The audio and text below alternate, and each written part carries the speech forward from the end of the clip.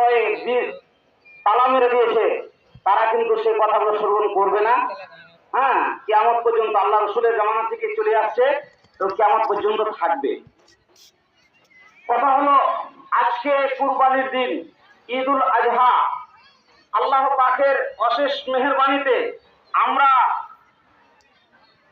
অন্যান্য জায়গা থেকে আমরা খুব সুস্থ বা ভালো আছি। ভালো থেকে আমরা যে কুরবানি করতে যাব, তো ভালো থেকে আমরা এমন কোনো কাজ করব না যে কাজগুলোতে আমাদের ওপর কোনো চাপ আছে। এই চাপগুলো যেন না আসে, সেই কাজগুলো আমরা করব না।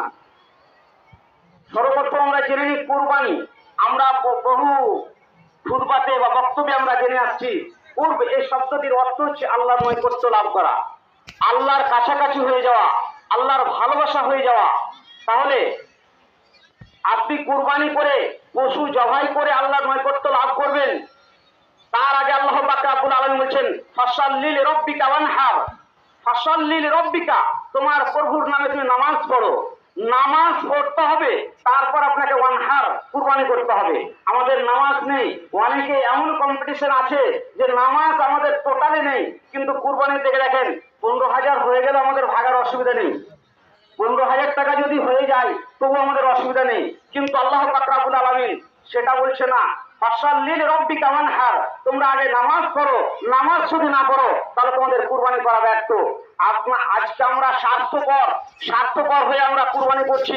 স্বার্থপর যদি না হই, তাহলে যদি আল্লাহ পাক রব্বুল আলামিন বলতেন যে কুরবানি করলে তোমরা মাংস খেতে পাবে না, তোমাদের মাংস তোমাদের বিতরণ করে দিতে হবে, তাহলে আমরা 95% আমরা করতাম না, কুরবানি করতাম না, কুরবানি আমরা করতাম না। কিন্তু আল্লাহ পাক রব্বুল আলামিন আমাদের সুযোগ দিয়েছে মাংস খাওয়া। এই কুরবানির মাধ্যম দিয়ে আমরা সেই মাংসটাকে ভক্ষণ করছি, যার কারণে আমরা কুরবানির দিকে এত ধাপিত। নামাজের কথা এত বলা হচ্ছে, তাও নাই। এখানে আল্লাহ পাকের রাসূল বললেন, এটা মা হাদিল উদাহি ইয়া রাসূলুল্লাহ। সাহাবারা জিজ্ঞেস করলেন আল্লাহ রাসূলকে, কুরবানিটা কি আল্লাহ রাসূল?